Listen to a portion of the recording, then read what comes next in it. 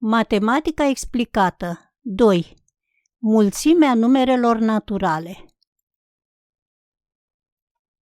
Relații între numerele naturale. Egalitate, inegalități. Reprezentarea numerelor naturale pe o axă. Despre relații. Relația de apartenență este o relație între un element și o mulțime. Se pot stabili și relații între elemente, relații între elementele unei mulțimi și relații între elementele a două mulțimi. Relații între elementele unei mulțimi, exemple. Între persoanele unui grup pot exista relații de prietenie, de rudenie, de muncă, etc. Într-o mulțime de baloane au aceeași culoare, este o relație între baloane.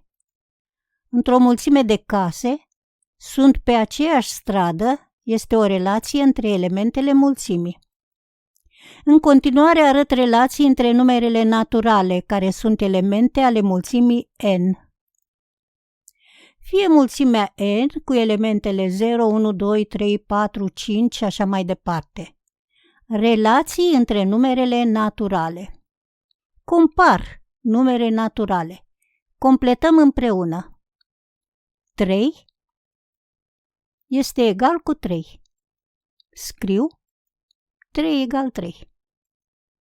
Orice număr este egal cu el însuși.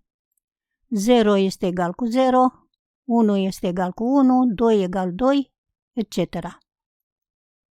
Compar numere diferite. 4 este mai mic decât 7. Scriu 4 este mai mic decât 7. Există și alte perechi de numere în relația mai mic? Da. Mai mic decât 1 este numărul 0. Mai mici decât 2 sunt numerele 0 și 1. Mai mici decât 3 sunt numerele 0, 1 și 2, etc. 7 este mai mare decât 4. Scriu 7 mai mare ca 4. Notă. Două numere naturale pot fi egale sau diferite.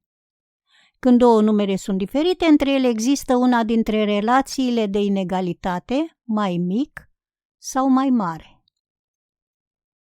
Exercițiul rezolvat.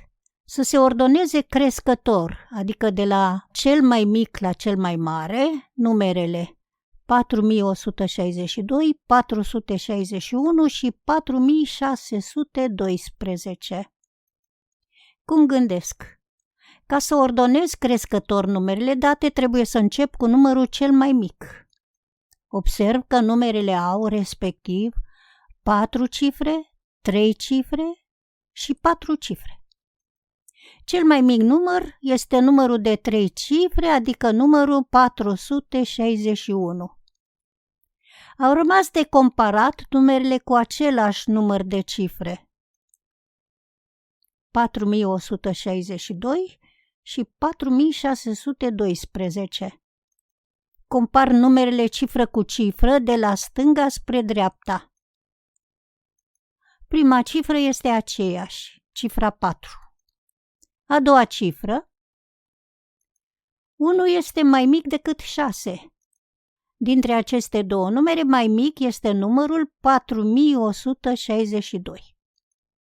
Răspuns: numerele date se ordonează crescător astfel: 461, 4162, 4612.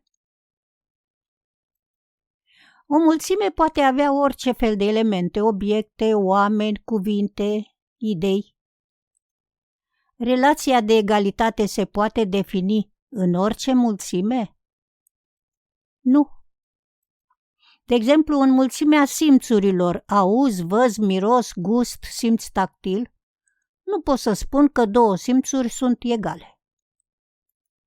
Notă. Când voi vorbi despre o mulțime, voi căuta să văd dacă între elementele ei există relația de egalitate. Mai departe, despre relații între elementele a două mulțimi. Relații între elementele a două mulțimi, exemplu. A avut loc un concurs de alergări la care au participat 5 concurenți. Alin, Bogdan, Cosmin, Dan, Emil. Mulțimea concurenților. La finalul concursului, 3 dintre concurenți au ocupat locurile 1, 2, 3 și au fost pe podium. Mulțimea locurilor pe podium, 1, 2, 3. Alin nu a fost pe podium.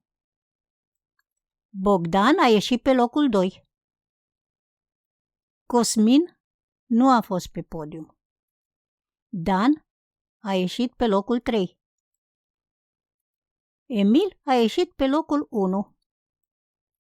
S-a realizat o relație, o corespondență între concurenți și locurile de pe podium. Urmează un alt exemplu, o relație între numerele naturale, elemente ale mulțimii n, și punctele unei drepte. Reprezentarea numerelor naturale pe o axă. Numerele naturale sunt 0, 1, 2, 3 și așa mai departe. Definiție. Se numește axă o dreaptă pe care s-au ales. Un sens pozitiv. Am ales sensul de la stânga spre dreapta indicat de săgeată. Un punct numit origine, notat cu litera O. Și o unitate de măsură, un segment de lungime 1. Avem acum două mulțimi, mulțimea numerelor naturale și mulțimea punctelor axei. Stabilesc o corespondență între numerele naturale, elementele mulțimii n, și punctele axei, elementele unei mulțimi de puncte. Numărului natural 0 îi corespunde originea axei, punctul O. Scriu 0 pe desen.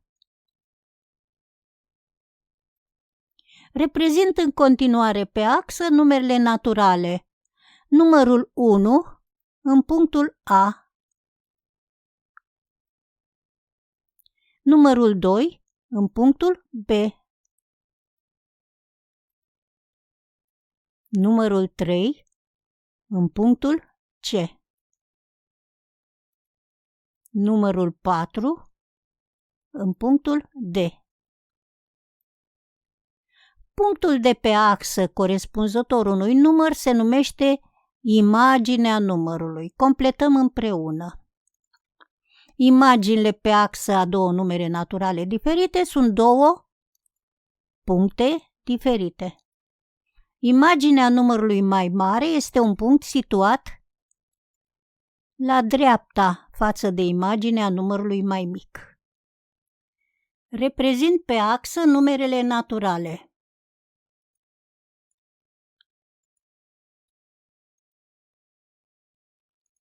Zero, 1, 2, 3, 4. Oricărui număr natural îi corespunde un punct al axei. Invers. Oricărui punct de pe axa numerelor îi corespunde un număr natural? Observ că pe axă există puncte care nu sunt imagini ale unor numere naturale. Sunt puncte la stânga originii, dar și între imaginile a două numere naturale consecutive, 1 și 2, de exemplu. Răspunsul la întrebare este: nu oricărui punct de pe axă îi corespunde un număr natural. Mai târziu, voi arăta că punctele de pe axă care nu sunt imagini ale numerelor naturale sunt imagini ale unor alte feluri de numere.